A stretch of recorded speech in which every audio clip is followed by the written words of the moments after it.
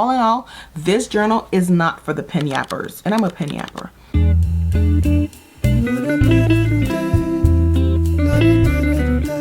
Hey you, my name is Jenny and welcome back to my channel. Today I'm going to be talking to you about the 3 journals I tried for 2 weeks and what I learned from that experience. So these are the 3 journals that I tried. So let's start with this journal, the 5-minute journal. Look at it, it's so pretty. They're different colors. I chose the black because I felt like this just looks really chic. Okay, let's get into it. So I felt like this journal was very thorough. Like, it explained everything to the minute details. I felt like I was reading a book before I started working. I felt like I was just deep diving. And as a licensed therapist, it felt like it was trying to squish months of therapy in the beginning of the journal. You know what I mean? I was almost like, where's my autonomy? Where's my explanation? Where's my processing? Where's everything? I felt like I needed to kind of break down and process every section with someone because it was just so much information all at once. And at one point, it was like, this is why you should buy the journal. And it was inside the journal. I was like, I already bought the journal. Why does the journal need to explain to me why I should buy it? I don't know. That felt a little different for sure. And if you look inside the journal, it kind of tells you things on both sides. There was writing here, there's writing here, there's writing here, there's writing there. It was like, okay, there was so much writing on both pages that I was like, okay, what's going on? Like, and that continued on too, like even over here. So much information compressed into 36 pages in the beginning. It was just a lot for me personally. Okay, so let me tell you how I used it. I used it in the morning as soon as I woke up, and I also used it at night. And I'm going to just look down at the pages really quick because I don't want to open it to, like, you know, things I wrote. I'm gonna go to the back. So this is what a page looks like inside the journal. So it's a pretty brief and very guided journal. On some days, I felt like it was quick for me to write an entry, but on some other days, I really struggled to write, you know, and it felt like I was constricted a little bit. I struggled to stay in the lines because I just had so much I wanted to write, so much I wanted to say. Some of the pros, I enjoyed the quotes at the top. I felt like that's a really nice touch. It's really motivating. This one said, "There is always light if only we're brave enough to see it, if only we're brave enough to be it." And I felt like that was a really nice and motivating quote. So that is just throughout all of the pages where you're writing journal entries. It also got me into a routine of, you know, writing something down in the morning and evening. Even during the gloomy days, I was able to kind of reach for it and go to the part where it talked about my highlights in the evening, highlights of the day. I was able to go in and write, you know, something that was positive that happened to me. And I really enjoyed that. So that's another thing I liked about it, another pro for me. The last pro is the size. I just love this little size. It's so chic. It's so cute. You just toss it in my purse. I'm a hobo bag girl, so it's just perfect size and I can travel with it everywhere. So let's get into the cons. My cons for the journals, it was just that it was too many words. It's too overwhelming. It's too trying to convince me. It was like marketing almost in a journal. It was like it was trying to do therapy sessions squished into some of these pages. It was just too much going on, but that's just for me personally. I like explanation, but this felt like a lot of explanation. I don't know. You tell me. What do you think? Another con is, to me, it felt like a chore. It was not something I looked forward to. It was just something that was very predictable. Like, I just had to go in there, write, boom, boom, boom, and that was it. Like, it wasn't nothing spontaneous. It was just that.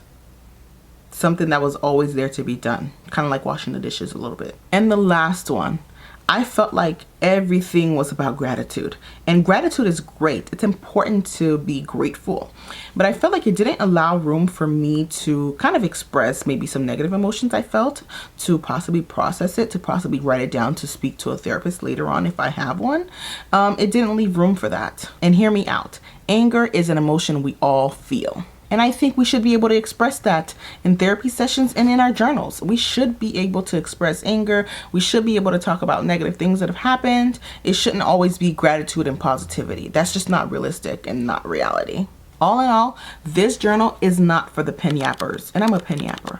And I've never heard anyone say pen yapper. So maybe that's something I came up with. What do you think? Let me know in the comments.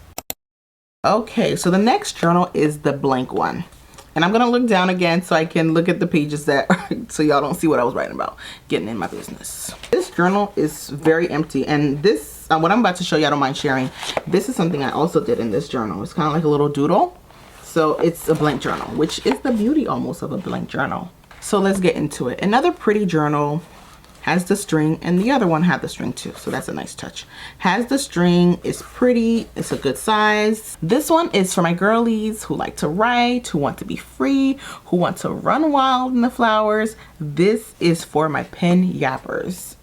So let's get into it. How did I use this journal? I use this journal every day for 2 weeks. Unlike that other journal that I use twice a day, I use this pretty much in the morning, or if I didn't get to in the morning, and sometime during the day. It wasn't like this one. It wasn't really strict. Some days I was going in there and I'm writing about things that are deeply personal. Some days I wrote my grocery list. Some days I wrote my to-do list. And some days I just kind of wrote bullet points. There wasn't a real strict schedule. Let's get into the pros. No restrictions. Do you, be you. Another great thing about the blank journals is that you're able to look up prompts online if you want to. If there's something that you want to elaborate on, you can look it up. If you're a writer, you want to write more books, or you want to write ideas down, you can do that. It's open, it's free. Like I mentioned earlier, I love doodling, and I was able to do that here in this journal.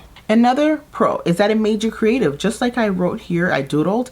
You can be creative with your writing. You can end up finding things about yourself that you didn't know, that you can draw, that you can doodle, that you enjoy doodling, things like that. So without the prompts and ideas being handed to you, it makes you critically think in a way like, oh, what should I talk about today? And you're just really thoughtful and you're writing things down. You're making your brain work hard. And this is a great thing for you, and this is research backed. Research shows that people who think critically get to avoid a whole host of illnesses. And this is so important, especially in our AI heavy world today. Another pro is that it aids in self-discovery and reflection. You're able to reflect on your day. You're able to discover things about yourself, kind of like what I mentioned before. It's just really good for you. For growth in a person. It's really great for growth. You're able to track your journey in life. You're able to look back on how far you've come. Say today you were sad, but later on in the day you were happy. Or, you're able to kind of recognize and see that flow in emotions. And you're also able to track your moods. When are you feeling this way? Is there a pattern to it? It's just, I really enjoyed journaling in a blank journal. Okay, so let's get into the cons. Since it's empty, there's no guidance. You may have to spend, some time scrolling on the net trying to find topics and prompts to talk about. And that might be annoying for you. You might not want to do that. You might find yourself scrolling on social media during your journaling time. That's a big con, especially if you're a person that wants to find a prompt online. You may find yourself wasting time surfing the net, like they said back in the day, to, find something to write about. So that's something that could be a con. Especially if you're someone who has a problem where you find yourself scrolling on the internet for hours every day. If you want to get away from doing that, you might not want to pick up a blank journal. You might need that 5-minute journal to guide you through. So another thing is it has no structure. It's not effective if there's a specific goal you want to meet or something that you want to do. It doesn't really give you any reminders. You have to remember that for yourself. So that's another thing that's a con. And the last con is it may not be as motivating to write. Because it's empty and it's blank, there's work. You have to think more. You have to think harder. There's nothing, just your brain at work. I don't know. You tell me if you think that's a pro or a con. Let me know in the comments. The last journal I want to tell you all about is a planner type journal. Look at this pen, you guys. This was a graduation gift from my Master of Social Work degree. It's a pen from Swarovski, and it's just so cute. I've kept it for so many years, and I just love it. It's cute. Nothing like journaling with a cute pen. So I went to the back so you won't see my private thoughts. And this is how it looks inside. It says today's plan. It has your priorities, your to-do list, and your timetable over here, and your notes on this side. So it's kind of like one page across. I didn't really understand that timetable portion of it, but I don't know. This is where I may have needed the 5-minute journals explanations for everything. And that section was just very small, that I maybe needed more space if I wanted to write something else, or if I wanted to write longer. So again, I used it for 2 weeks. Sometimes I wrote in the lines, sometimes I wrote in the margins. It really depended on how much I had to do that day, because I tried to really keep my to-do list on one page, especially for that day. I try to keep it on one page to keep it concise and organized. And something you should know about me is I love a little good checklist, and the journal has the boxes over here that you're able to check off. So that just made me really happy. Like, I'm able to check off things as they're getting done. So I really enjoyed that in the journal.